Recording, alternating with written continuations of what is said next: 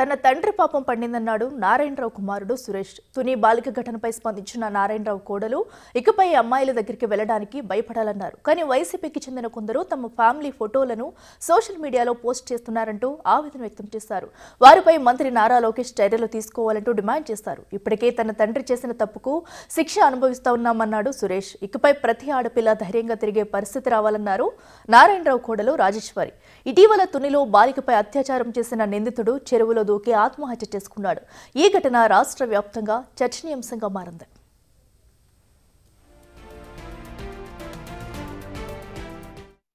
చెప్పినట్టుగానే యాక్షన్ తీసుకోవడం అయింది. ఈయన ఏ విధంగా అయితే మా మామయ్య గారు చనిపోయారు అనేది మాకు తెలియదు. కానీ ప్రతి ఒక్క ఆడపిల్ల లైఫ్ లోనూ కూడా ఇలాంటి ఎదవలు ఎవరో ఒకరు ఉంటారు. అలాంటప్పుడు వాళ్ళందరికీ కూడా ఎదురెళ్లాలని నేను కోరుకుంటున్నాను. ఎందుకంటే సార్, అదే టైంలో మా మామయ్య గారు చేసిన టైంలోనే పిఠాపురంలో ఒక అమ్మాయిని రేప్ చేయడం వల్ల అమ్మాయి చనిపోయింది. కానీ ఆయన వెలుగులోకి రాలేదు. అంటే అతను వెనకాల ఎవరున్నారో తెలీదు, మరి ఎవరైనా ఆపుకున్నారో తెలియదు. కానీ చనిపోయిన అమ్మాయి బాడీ విషయంలో కానీ ఆయన రేప్ చేసిన వాళ్ళ ఈ విషయంలో కానీ ఎవరో కఠినమైన చర్యలు అయితే తీసుకోలేదు. అంటే ఏంటి సార్, ఇప్పుడు మేము మాకు వెనకాల ఎవరో సపోర్ట్ లేరని ఇలా చేశారా, లేదంటే ఎందుకు చేశారన్నది మాకు తెలియదు. కానీ ముందుకి ఇప్పుడు స్టార్ట్ చేశారు కాబట్టి ఇదే కంటిన్యూ అవ్వాలని మేము మా ఫ్యామిలీ అంతా మనస్ఫూర్తిగా కోరుకుంటున్నాం సార్. ఎందుకంటే ఇప్పటి వరకు ఏదో జరిగిపోయింది. ఇప్పటి నుంచి అయినా సరే ఒక ఆడపిల్ల మీద చెయ్యి వేస్తే వీడికి వచ్చిన పరిస్థితి ప్రతి మగాడికి వస్తుందని చెప్పేసేసి ప్రతి ఒక్క మగాడు ప్యాంట్లు తడుపుకునేలాగా మీరు ఇప్పుడు సమాచారం పంపించాలని నేను మనస్ఫూర్తిగా కోరుకుంటున్నాను సార్. ఎందుకంటే నేను ఒక ఆడదానే, నాకు ఒక ఆడపిల్ల ఉంది. నా ఫ్యామిలీని రోడ్డుకి లాగేశారు సార్. నా చిన్న పిల్లలతో పాటు మమ్మల్ని ట్రోల్ చేస్తూనే ఉన్నారు. ఆ వీడియోలు పెట్టిన వాళ్ళ మీద, మా మీద ఎవరైతే దుష్ప్రచారాలు చేస్తున్నారో ప్రతి ఒక్కరి మీద కూడా మీరు కఠినమైన చర్యలు తీసుకుంటారని నేను మిమ్మల్ని బ్రతులాడుతున్నాను సార్. నిన్న జరిగిన సంఘటన కొంచెం బాధాకరం అయినా సరే గవర్నమెంట్ చేసింది ఏంటంటే చాలా కరెక్ట్. ఇదే విషయం ఏంటంటే ఇదే పని ఏ ఆడపిల్లకి జరిగినా సరే ఇలాగే చేయాలని నేను కోరుకుంటున్నాను. కానీ ఏంటంటే మా ఫ్యామిలీ పరంగా కొన్ని ట్రోల్స్ వచ్చాయి. ఆడపిల్లలు ఎవరైనా ఆడపిల్లండి, మరి ఆడపిల్ల అని జరిగినప్పుడు మా ఇంట్లో ఆడవాళ్ళు ఏం చేశారండి, ప్రతి ఫోటో చిన్న పిల్లవని లేదు, చెల్లెని లేదు, అందరికీ కూడా పెట్టి చాలా ఇబ్బంది పెట్టారు. దానివల్ల మేము చాలా మానసికంగా గురి అవుతున్నాం. సార్, లోకేష్ గారు మా నాన్నగారు ఏదో అయిపోయారు, ఆయన తప్పుకి ఏదో ఆయన ప్రత్యక్షం గురయ్యారు. కానీ మరి మా ఆడవాళ్ళు కూడా సేమ్ అదే పరిస్థితి ఎదురైతే అండి ఈ ట్రోల్స్ వల్ల దీనికి ఎవరు బాధ్యులు అవుతారు సార్? మరి మీరు వాళ్ళపైన కఠిన చర్య తీసుకుంటారా లేదండి? మాకు కావాలి సార్, వాళ్ళ మీద మీరు చర్య తీసుకోవాలని మేము డిమాండ్ చేస్తున్నాం సార్.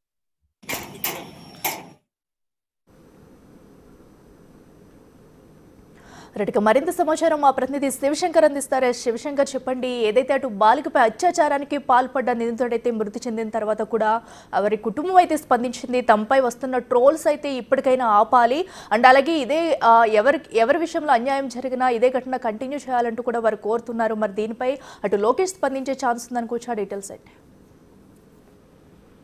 లో చూసుకున్నట్లయితే ఏదైతే దీనికి సంబంధించి మైనర్ బాలిక అత్యాచారం కేసులో అయితే నిందితుడు నారాయణరావు అయితే మృతి చెందాడు. ప్రస్తుతం అయితే ఆయన కుమారుడు అలాగే కోడలు కూడా నాగలక్ష్మి కూడా ప్రెస్ కాన్ఫరెన్స్ ఒకటి నిర్వహించారు. అయితే ఆ తండ్రి చేసిన తప్పుకు మేము ఎలా బాధ్యులు అవుతాం, మా ఇంట్లో ఆడవాళ్ళని కూడా విపరీతమైన ట్రోల్స్ చేస్తున్నారు, అతను చేసిన తప్పుకి తగిన శాస్తి జరిగింది, అతను ఏదో పశ్చాత్తాపం చెంది ఆత్మహత్య చేసుకున్నారు. అయితే ఈ విషయంలో గవర్నమెంట్ చేసింది చాలా సబబు, కరెక్టే అని కూడా చెప్తూనే అదే విధంగా మా ఫ్యామిలీలో విపరీతమైన ట్రోల్స్ కి గురి చేస్తున్నారు. మా ఫ్యామిలీ మెంబర్స్ లో, మా ఫ్యామిలీలో ఉన్న ఆడవాళ్ళని, మా భార్యని, మా పిల్లల్ని అందరినీ కూడా ఎవరైనా ఆడపిల్లే కదా, ఎందుకు అలాంటి ట్రోల్స్ చేస్తున్నారు, దానివల్ల వీరు ఏదైనా ఆత్మహత్యాయత్నం చేస్తే ఎవరు బాధ్యులు అవుతారు, దీని మీద కూడా కఠిన చర్యలు తీసుకోవాలి లోకేష్ గారు అంటూ కూడా ఇప్పటికే వాళ్ళు ప్రెస్ కాన్ఫరెన్స్ నిర్వహించారు. దీనికి సంబంధించి నిన్న సిఏ ఎవరైతే తుని సంబంధించిన సిఏ ఉన్నారో ఆయన కూడా ఒక ప్రెస్ కాన్ఫరెన్స్ నిర్వహించారు. విపరీతమైన ట్రోల్స్ చేస్తున్నారు, వాళ్ళ ఫ్యామిలీ వాళ్ళని కనుక ఇప్పటికే టార్గెట్ చేసి ట్రోల్స్ చేస్తున్న ఒక బ్యాచ్ ని కూడా, ఒక పార్టీకి సంబంధించిన వ్యక్తులను కూడా మేము గుర్తించాము, ఐడెంటిఫై చేసాం. అవన్నీ ఏదైతే సోషల్ మీడియాలో స్ప్రెడ్ చేస్తున్నారో ఆ సోషల్ మీడియాలో ఉన్నవన్నీ కూడా నిన్న సాయంత్రం 5 గంటలకు తొలగించాలంటూ కూడా ఆయన వార్నింగ్ ఇచ్చారు. లేని పరిస్థితిలో కఠినమైన చర్యలు తీసుకుంటామంటూ కూడా వార్నింగ్ ఇచ్చిన పరిస్థితి తెలుస్తున్న నేపథ్యంలో ఇప్పటికే ఎవరైతే ఇవి పోస్టులు పెట్టారో ఒక వాంటెడ్ గా చేశారంటూ కూడా సిఐ చెన్నకేశ్వరం చెప్పిన పరిస్థితి కనిపిస్తుంది. అయితే దీనికి సంబంధించి పూర్తిగా పోలీసు వారి దగ్గర ఖచ్చితమైన ఇన్ఫర్మేషన్ ఉంది. ఇప్పుడు వీరిచ్చిన ఏదైతే ప్రెస్ కాన్ఫరెన్స్ కావచ్చు, లేదంటే లోకేష్ అభ్యర్థించిన బయట కావచ్చు, దీన్ని బట్టి లోకేష్ కూడా స్పందించే అవకాశం కనిపిస్తుంది. ఎవరికి అన్యాయం జరిగినా కూడా కూటమి ప్రభుత్వంలో ఏ ఆడపిల్లకి అన్యాయం జరిగినా కూడా సహించేది లేదు. వారు ఏ పార్టీ వారైనా సరే కఠినమైన చర్యలు తీసుకుంటామంటూ కూడా ఇప్పటికే నారా లోకేష్ ప్రకటించిన పరిస్థితుల నేపథ్యంలో ఎవరైతే ట్రోల్స్ చేస్తున్నారో, వాంటెడ్ గా ట్రోల్స్ చేస్తున్నారో వారి మీద కూడా ఇప్పటికే కేసులు పెడతామంటూ కూడా సిఐ చెప్పిన పరిస్థితి కనిపిస్తుంది. ఏదైతే బాధిత మైనర్ బాలికకి సంబంధించి ఆమె ఫొటోస్ ని కూడా వైరల్ చేశారు. ఆ నేపథ్యంలో కూడా ఆ కేసులో ఏదైతే పోక్సో చట్టం కింద ఉంటుందో ఆ పోక్సో చట్టం కింద కేసు నమోదు చేసినప్పుడు బాలిక ఫొటోస్ ని రివీల్ చేసిన వారికి అయితే సేమ్ వారికి కూడా పోక్సో చట్టం కింద సెక్షన్స్ వర్తిస్తాయి, సెక్షన్ 30 వర్తిస్తుందంటూ కూడా నిన్న సీఏ వార్నింగ్ ఇచ్చిన నేపథ్యంలో కూడా పూర్తి స్థాయిలో ఎవరైతే ఈ సోషల్ మీడియాలో ఒక నెగిటివ్ ప్రోపగండాని ట్రోల్ చేస్తున్నారో, అలాగే వాళ్ళ ఫ్యామిలీలో ఉన్న ఆడవాళ్ళని ట్రోల్ చేస్తున్నారో వారిపై కూడా ఖచ్చితమైన చర్యలు తీసుకునే అవకాశాలు కనిపిస్తుంది.